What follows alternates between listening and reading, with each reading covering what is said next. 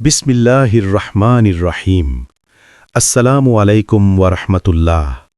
সালেহ আলাইহি ওয়াসাল্লাম এক অবাধ্য জাতির কাছে আল্লাহ এক মহা নিদর্শনের আগমন।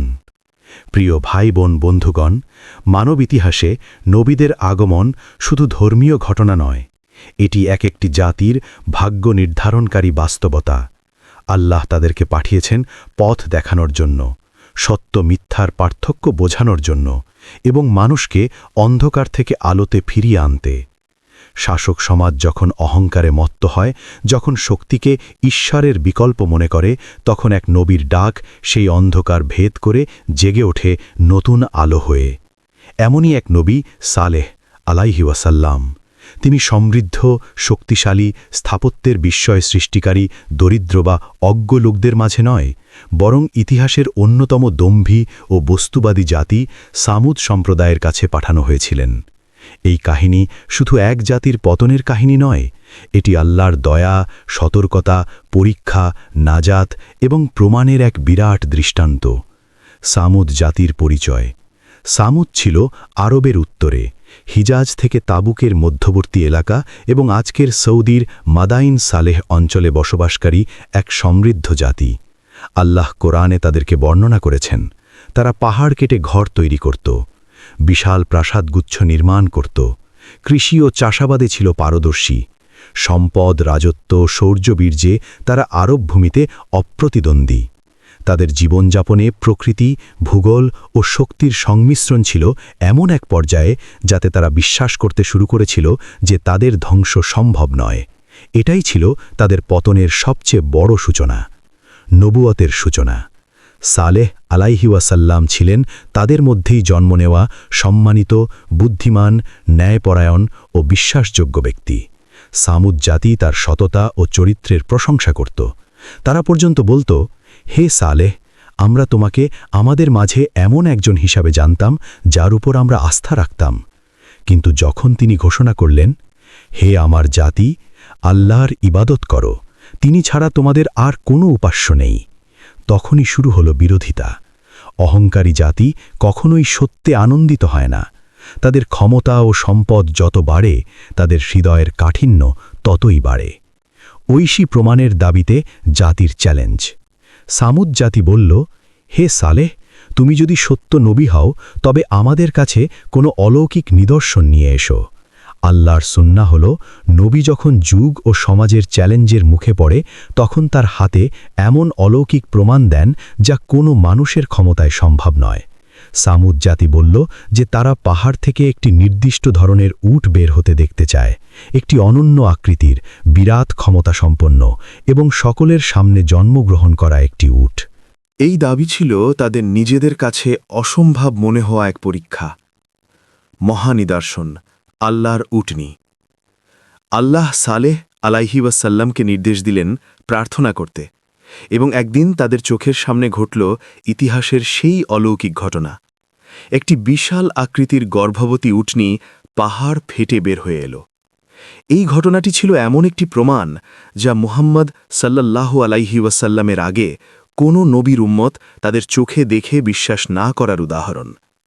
সালেহ আলাইহি ওয়াসাল্লাম বললেন, এটি আল্লাহর উটনি, একে নিজের মতো চলতে দাও, এটিকে কষ্ট দেবে না, এটি আল্লাহর নিদর্শন। এর জন্য ছিল নিয়ম, উটনি একদিন পানি পান করবে, পরবর্তী দিন পুরো জাতি পানি ব্যবহার করবে। যেদিন উটনি পান করবে সেদিন সে এত দুধ দিত যে পুরো জাতি দুধ পান করত। এ ছিল আল্লাহর অসীম কুদরতের খোলামেলা প্রমাণ। জনগণের প্রতিক্রিয়া, দ্বিধা, অভিমান, অহংকার। সামুদের একটি অংশ সত্য গ্রহণ করল, তারা সালেহ আলাইহি ওয়াসাল্লামের ওপর ঈমান আনল। কিন্তু সংখ্যাগরিষ্ঠ অংশ বলল, এটা জাদু ছাড়া কিছুই নয়। তাদের সমস্যা ছিল অলৌকিকতা নয়, বরং তাদের অহংকার। তারা চাইত তাদের ক্ষমতা, তাদের ঐতিহ্য, তাদের সম্পদ ও প্রভাব অটুট থাকুক।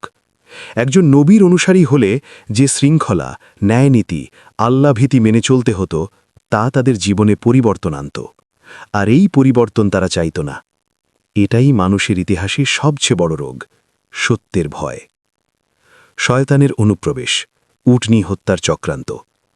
যারা সবচেয়ে ধনী ক্ষমতাবান সমাজের অভিজাত তারাই সত্যের সবচেয়ে বড় শত্রু হয়ে দাঁড়াল তারা বুঝল উটনি থাকলে জনতা সালেহ আলাইহি ওয়াসাল্লামের দিকে ঝুঁকবে তাই তারা ষড়যন্ত্র শুরু করল 9 জন দুর্বৃত্ত যাদের কোরআনে উল্লেখ আছে তারা ঠিক করল উটনি ও নবীকে হত্যা করবে একদিন উটনি পানি পান করে মরুভূমির দিকে যাচ্ছিল তখন তারা দল বেঁধে আক্রমণ করল একজন প্রথমে তীর ছুঁড়ে আঘাত করল আরেকজন এসে তরবারি চালাল এভাবে আল্লাহর নিদর্শনকে হত্যা করা হলো উটনি মরতে মরতে এক প্রচণ্ড শব্দ করল যা ছিল আল্লাহর পক্ষ থেকে বিপদের আগাম বার্তা সালেহ আলাইহি ওয়াসাল্লাম তাদের কাছে এসে বললেন তোমরা উটনিকে হত্যা করেছ তোমরা 3 দিন ভোগ করো এরপর আল্লাহর শাস্তি তোমাদের গ্রাস করবে এই 3 দিনের ঘোষণা ছিল তাদের শেষ মুহূর্তের সতর্কতা তারা সেই 3 দিন সালেহ আলাইহি ওয়াসাল্লামকে উপহাস করল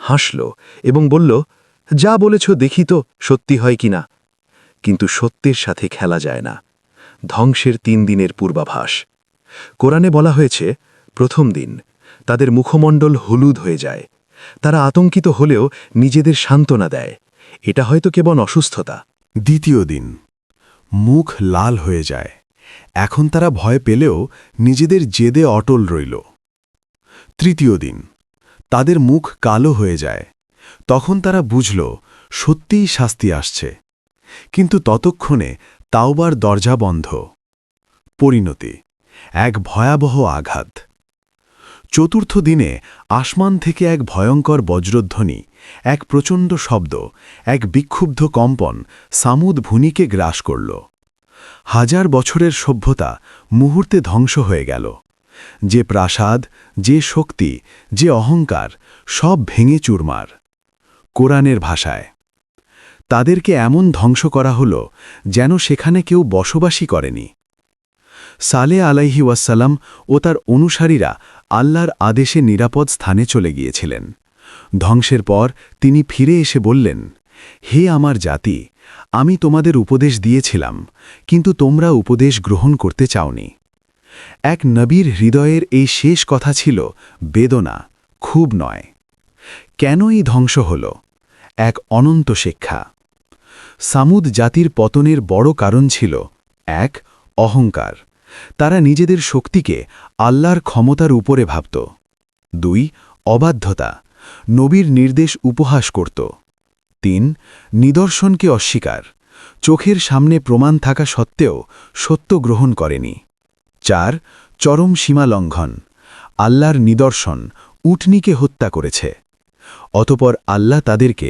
পৃথিবীর ইতিহাসে এক শিক্ষার স্থানে পরিণত করলেন আজও মাদাইন সালে অঞ্চল এক পরিত্যক্ত ধ্বংসস্তূপ যা দেখে জানা যায় কোনো জাতির শক্তি তাকে রক্ষা করতে পারে না সালে আলাইহি ওয়াসাল্লামের চরিত্র থেকে কি শিখব এই কাহিনী আমাদের দৈনন্দিন জীবনে 5টি বড় শিক্ষা দেয় 1 সত্য কখনো ভয় পায় না এক নবী সব সময় সত্যের ওপর অটল থাকেন মানুষ হাসুক বা বিরোধিতা করুক 2 আল্লাহর নিদর্শন স্পষ্ট কিন্তু গ্রহণ করার হৃদয় সব সময় সকলের থাকে না সত্যের সবচেয়ে বড় শত্রু হল অহংকার 3 সব কিছু আল্লাহর হাতে যে জাতির শক্তি ছিল পাহাড়কেও ভেদ করার তারা এক মুহূর্তেই ধ্বংস হয়েছে 4 আল্লাহ ধৈর্যশীল কিন্তু সীমালঙ্ঘনকারীকে ছেড়ে দেন না সামুদ বহু বছর সতর্কতা পেয়েছিল শাস্তি এসেছে যখন তারা আল্লাহর নিদর্শনকে উপহাস করে হত্যা করেছে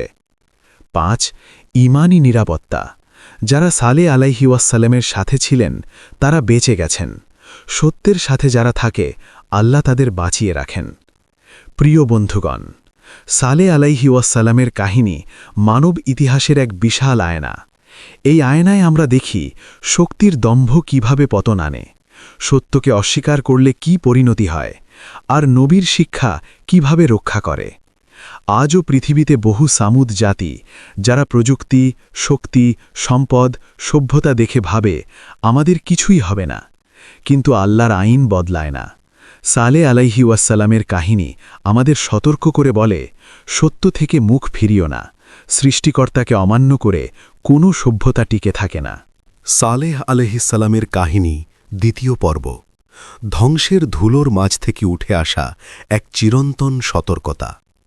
প্রথম পর্বে আমরা দেখেছি কিভাবে ছামুদ জাতি আল্লাহর নিদর্শন উটনীকে হত্যা করে নিজেরাই নিজেদের ধ্বংস ডেকে এনেছিল। আল্লাহর পক্ষ থেকে নির্ধারিত 3 দিনের ভয়ানক সময়সীমা শেষ হয়ে যখন আকাশ বাতাস কেঁপে ওঠে, তখন মুহূর্তেই নিশ্চিহ্ন হয়ে যায় তাদের জাঁকজমকপূর্ণ সভ্যতা। এখন দ্বিতীয় পর্বে আমরা দেখব ধ্বংসের পর নবী সালেহ আলাইহিস সালামের অবস্থান, বেঁচে যাওয়া ঈমানদারদের জীবন, ছামুদের ভূমির পরবর্তী ইতিহাস, আল্লাহর আইন ও সুন্নাহর বিশদ ব্যাখ্যা এবং আজকের যুগে এ কাহিনীর গভীর তাৎপর্য। ধ্বংসের পর দৃশ্য, এক সভ্যতার অগ্নিপিণ্ডের মতো পতন। ছামুদ জাতির ধ্বংস কেবল ভূমিকম্প অথবা বজ্রধ্বনির মতো একটি আঘাতে সীমাবদ্ধ ছিল না। এক আঘাতের সাথে ছামুদের দীর্ঘদিনের অহংকার, সভ্যতা, স্থাপত্য, সম্পদ সব কিছু যেন ধুলায় মিশে যায়। ধ্বংসের পর ভূমির অবস্থা হয়ে উঠেছিল ভগ্ন প্রাসাদ ও পাহাড় কাটা ঘরগুলো নীরব স্তম্ভে পরিণত।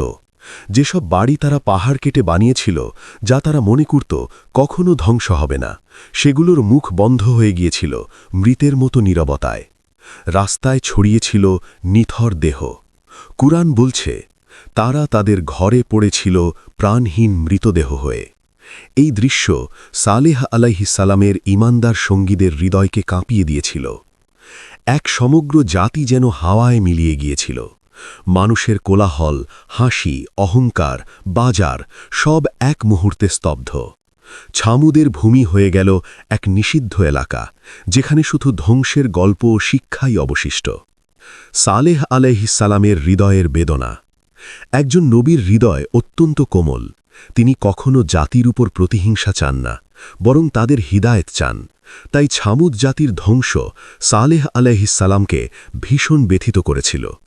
তিনি তাদের মৃতদের দিকে তাকিয়ে বললেন, হে আমার জাতি, আমি তোমাদের উপদেশ দিয়েছিলাম, কিন্তু তোমরা উপদেশ গ্রহণ করলে না। এই বাক্য শুধু তিরস্কার নয়, এতে আছে গভীরতম বেদনা। তিনি তখন অতীত স্মরণ করলেন। কতবার তিনি সতর্ক করেছিলেন, কতবার কৌতুক ও উপহাস সহ্য করেছিলেন, কতবার তার সত্য অস্বীকার করা হয়েছিল, এবং অবশেষে তাদের নিজ হাতে নিজেদের ধ্বংস ডেকে আনার সেই দুঃখজনক মুহূর্ত। একজন নবীর হৃদয় থেকে আসা এই বাক্য মানব ইতিহাসের জন্য এক গভীর সতর্কতা। ঈমানদারদের অবস্থা, বেঁচে যাওয়া একটি দল। সালেহ আলাইহিস সালামের উপর ঈমান এনেছিল মাত্র একটি ছোট দল।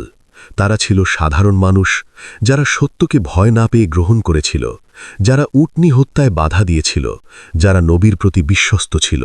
ধ্বংসের আগেই আল্লাহ তাদের সুরক্ষিত স্থানে সরিয়ে নিতে বলেছিলেন। ধ্বংস যখন ঘটে গেল, তখন তারা ফিরে এসে দেখল একটি জাতি শেষ হয়ে গেছে, কিন্তু সত্যের অনুসারীরা বেঁচে আছে। এটাই আল্লাহর সুন্নাহ। ঈমানদাররা রক্ষা পায়, সীমালঙ্ঘনকারীরা ধ্বংস হয়। ধ্বংসের পর সালেহ আলাইহিস সালাম তাদের নিয়ে নতুন স্থানে চলে যান এবং নতুন জীবন শুরু করেন। সামুদের ভূমির পরবর্তী ইতিহাস। সামুদের সেই ধ্বংসস্তূপ আজও আছে। মাদাইন সালে এই স্থানের নাম এখনও লোকজনের কাছে পরিচিত।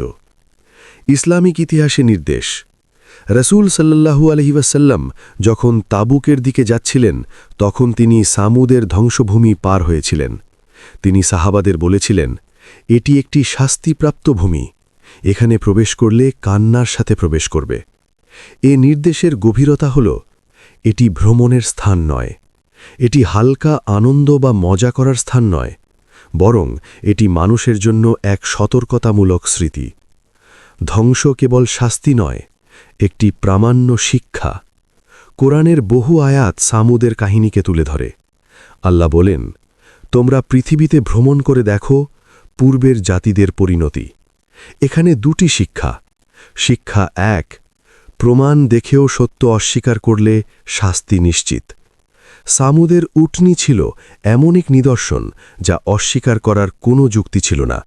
মানুষ যতই উন্নত হোক, তার হৃদয়ে যদি কলুষিত থাকে, তাহলে সত্য সামনে থাকলেও অস্বীকার করবে। শিক্ষা 2, আল্লাহর আইন কখনো বদলায় না। এ পৃথিবী এমনই প্রতিষ্ঠিত, সত্য অনুসারীরা টিকে থাকে, মিথ্যা অনুসারীরা ধ্বংস হয়। যারা পাপের ওপর জেদ ধরে তাদের শাস্তি অবধারিত। আজকের যুগে সামুদের কাহিনীর প্রাসঙ্গিকতা। ১. অহংকারের ধ্বংসাত্মক পরিণতি। আজও মানুষ প্রযুক্তি, ক্ষমতা, বৈজ্ঞানিক উন্নতি, সম্পদ, আন্তর্জাতিক প্রভাব এর কারণে ভাবে আমাদের কিছুই হবে না। সামুদও তাই ভাবত। অহংকার মানুষকে অন্ধ করে দেয়। এটাই মানবজাতির ধ্বংসের মূল সূত্র। ২. আল্লাহর নিদর্শনকে অস্বীকার করলে বিপদ নিশ্চিত। আজকের যুগেও আল্লাহর নিদর্শন অসংখ্য। আকাশ, জমিন, মানব জীবনের সূক্ষ্মতা, মহাকাশের রহস্য, রোগ বালাই, মৃত্যু, জীবনদানের প্রক্রিয়া, সৃষ্টির ভারসাম্য। মানুষ এগুলো দেখেও অস্বীকার করে। সামুদ বারবার সত্যের সামনে দাঁড়িয়েছিল, কিন্তু তাদের হৃদয় সত্য গ্রহণ করেনি। আজকের মানুষও সে একই পথে হাঁটছে। ৩. আল্লাহর আইন কারো জন্য পরিবর্তিত হয় না। কোরআনে আল্লাহ বলেন, আল্লাহ তার সুন্নাহ কখনো পরিবর্তন করেন না। অর্থাৎ পাপীরা শাস্তি পায়, অবাধ্যরা পতিত হয়, সত্যবাদীরা সফল হয়, ঈমানদাররা রক্ষা পায়। ইতিহাস এই আইনের ওপরই দাঁড়িয়ে আছে। ৪. প্রিয় বন্ধুগণ, আমাদের জন্য বিশাল শিক্ষা। সালেহ আলাইহিওয়াসাল্লাম আমাদের শেখায়, সত্য বলার সময় ধৈর্য রাখতে হয়। মানুষ হাসবে, উপহাস করবে, কিন্তু সত্য বলা থামানো যাবে না। মানুষকে জোর করা যায় না। আপনি শুধু বার্তা পৌঁছে দিতে পারেন। গ্রহণ করার ক্ষমতা আল্লাহর হাতে। এমনকি নবীও পুরো জাতিকে বদলাতে পারেননি। তাই আমরা যদি কাউকে বদলাতে না পারি, সেটা আমাদের ব্যর্থতা নয়। ৫. হিদায়েত আল্লাহর হাতে। সামুদের মধ্যেও কিছু মানুষ ছিল যারা সত্য গ্রহণ করেছিল, অন্যরা করেনি। যদিও সবাই একই ঘটনা দেখেছিল। এ থেকে বোঝা যায়, হেদায়েত হল হৃদয়ের একটি আলো। এটি জোর করে চাপিয়ে দেয়া যায় না। কেবল আল্লাহ চাইলে মানুষ সত্য বুঝতে পারে। সামুদের ধ্বংস কেন এত কঠিন শাস্তি ছিল? ১. তারা সরাসরি আল্লাহর নিদর্শনকে হত্যা করেছিল। উটনী ছিল আল্লাহর আয়াত, একটি প্রমাণ। তারা সেটিকে হত্যা করে সীমা লঙ্ঘন করল। ২. তাদের ওপর যুক্তি প্রমাণ সম্পূর্ণ হয়েছিল। সালেহ আলাইহি ওয়াসাল্লামের পক্ষ থেকে কথার প্রমাণ, নৈতিক প্রমাণ, অলৌকিক প্রমাণ, সতর্কতা সবকিছুই তারা পেয়েছিল। তারপরে অস্বীকার করায় শাস্তি নেমে আসে। ৩. তাদের পাপ ছিল সম্মিলিত সিদ্ধান্তের ফল। ধ্বংস তখনই আসে যখন পাপ ব্যক্তিগত থাকে না। পুরো জাতি একত্রে অন্যায়কে সমর্থন করে, ন্যায়কে উপহাস করে, পাপ কাজকে উৎসাহ দেয়। সামুদ সেই চূড়ান্ত স্তর স্পর্শ করেছিল। ধ্বংসের পর মানুষের কিছু প্রশ্ন ও উত্তর। ১. উটনী কেন এত বড় পরীক্ষা ছিল? কারণ এটি তাদের জীবনের অভ্যাস ভেঙে দিচ্ছিল। এটি ছিল আল্লাহর শ্রেষ্ঠ নিদর্শন। তারা অহংকারে মত্ত ছিল। সত্য গ্রহণ করলে তাদের জীবনধারা পরিবর্তিত হতো। এ কারণে উটনী ছিল ঈমান ও অহংকারের পরীক্ষার মাপকাঠি। ২. আল্লাহ কেন ৩ দিন সময় দিলেন? এটি ছিল শেষ সতর্কতা, শেষ সুযোগ, শেষ পরীক্ষা এবং হিদায়েত বা ধ্বংসের চূড়ান্ত প্রমাণ। মানুষের কাছে আল্লাহ নাজাতের পথ সর্বদা খোলা রাখেন। ৩. আজও কি এমন শাস্তি আসতে পারে? হ্যাঁ, আসতে পারে, কিন্তু সুনির্দিষ্ট জাতিকে পুরোপুরি ধ্বংস করা এখন আর হয় না। মুহাম্মদ সাল্লাল্লাহু আলাইহি ওয়াসাল্লামের আগমনের পর থেকে জাতিগত ধ্বংস, প্রাকৃতিক দণ্ড এসব বদলে গেছে। এখন শাস্তি আসে দলগত পতন, সভ্যতার পতন, অর্থনৈতিক ধ্বংস, অভ্যন্তরীণ কলহ, শক্তির ভাঙন, চরম দুর্বলতা। এগুলোই আজকের যুগের শাস্তির রূপ আজকের মানুষের জন্য ছামুদের কাহিনীর 10টি শিক্ষা। 1. অহংকার মানুষকে ধ্বংস করে। 2. সত্য অস্বীকার ধ্বংস ডেকে আনে। 3. আল্লাহর নিদর্শনকে অসম্মান করা বড় অপরাধ। 4. নবীর শিক্ষা উপহাস করলে পরিণতি ভয়াবহ। 5. সমাজ যখন সম্মিলিতভাবে অপরাধ পছন্দ করে ধ্বংস নিশ্চিত। 6. হেদায়েত আল্লাহর হাতে। 7. প্রমাণ দেখেও মানুষ অন্ধ থাকে যদি হৃদয় কলুষিত হয়। 8. ঈমানদাররা সর্বদা রক্ষা পায়। 9. পৃথিবী কখনো মিথ্যার ওপর দাঁড়িয়ে থাকে না। 10. ইতিহাসের ধ্বংসস্তূপ মানুষকে ডাকে, শেখো, ফিরে এসো। সালেহ আলাইহিস সালামের কাহিনী আমাদের দেখায় কিভাবে আল্লাহর আইন চলমান, কিভাবে একটি জাতি নিজ হাতে নিজের পতন ডেকে আনে, কিভাবে ঈমানদাররা রক্ষা পায় এবং কিভাবে ইতিহাস আজকের মানুষকে সত্য দেখায়। এই গল্প শুধু অতীত নয়, এটি বর্তমান এবং ভবিষ্যতের জন্য আল্লাহর সতর্কবার্তা। হে আল্লাহ, আমাদের ঈমানী শক্তি দান করো ও হেদায়েত নসিব করো। যুগে যুগে নবী রাসূলগণ এবং আমাদের প্রিয় রাসূল সাল্লাল্লাহু আলাইহি ওয়াসাল্লাম যে শিক্ষা দিয়েছেন, আমরা যেন সেই অনুযায়ী আমল করতে পারি, সেই তৌফিক দান করো। আমিন ইয়া রাব্বাল আলামিন। এই পর্যন্ত ভিডিওটি দেখার জন্য আপনাকে অসংখ্য ধন্যবাদ।